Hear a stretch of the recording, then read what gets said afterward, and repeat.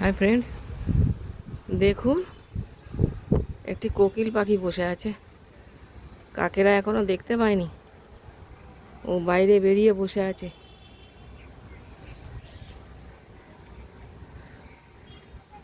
একটি বেল গাছ, এটা একটি বেল গাছ। দেখুন বহু পুরনো এই বেল গাছটি। সেই বেল গাছটির মাথায় ও বসে আছে। কালো কোকিল, এটা পুরুষ কোকিল। এটা মহিলা কোকিলগুলো একটু ফটকা কালারের হয়। আমি আপনাদের বলেছিলাম যে আমার জীবনের অভিজ্ঞতা থেকে এক কোকিল সম্বন্ধে একটা কথা শোনাবো। তা আমি যখন ফরিদাবাদে ভাড়া ছিলাম, এখন সেই গল্পটা একটু বলে নিই। তখন ওইখানে যে বাড়িটায় ভাড়া ছিলাম, বাড়িটার 3টে স্টেপ ছিল, 3টে স্টেপে 3টে ছাদ ছিল, এবং বাড়িটার ভিতর থেকেই একটা দেবদারু গাছ ছিল।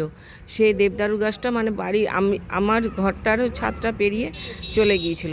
তা আমার ঘরটার একদম 3তলার উপরেই ঘর পেয়েছিলাম। তো আমি সেই 3তলার উপরে ঘরেও ছাদ ছিল, সেই ছাদেও যাওয়া যেত।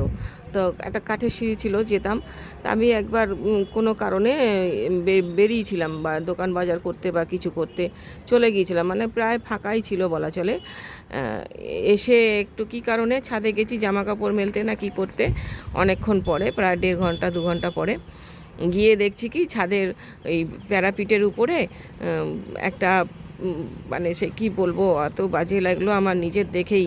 ছোট্ট বাচ্চা কোকিলটা, ওটা মহিলা কোকিলই ছিল, বাচ্চা কোকিল, একদম বাচ্চা। তার পুরো মানে কাকগুলো এত ক্ষতি করেছে, যেহেতু ওর গাটা ডিসকালার না, ফটকা কালার হয়েছিল, ওই জন্য কাকগুলো ওকে চিনে ফেলেছিল।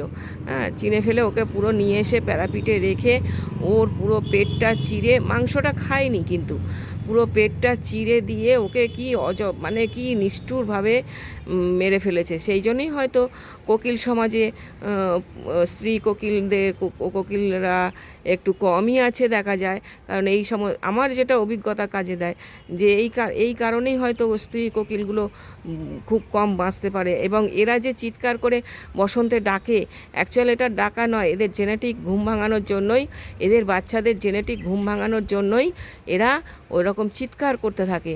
চিৎকার করে ওদের বাচ্চাদেরকে জাগিয়ে সচেতন করে তোলে এবং জাগিয়ে তোলে, বা ওখান থেকে ওদের বাচ্চাদেরকে কাকের বাসা থেকে উড়িয়ে নিয়ে চলে যায়। Thank you for watching. এই দেখুন, হয়তো এখন চারিপাশে কোনো কাকটাক নেই, তাই বেরিয়ে হাওয়া খাচ্ছে, একটু ঝোড়ো হাওয়া বইছে, হাওয়ার মধ্যে বসে আছে। Thank you.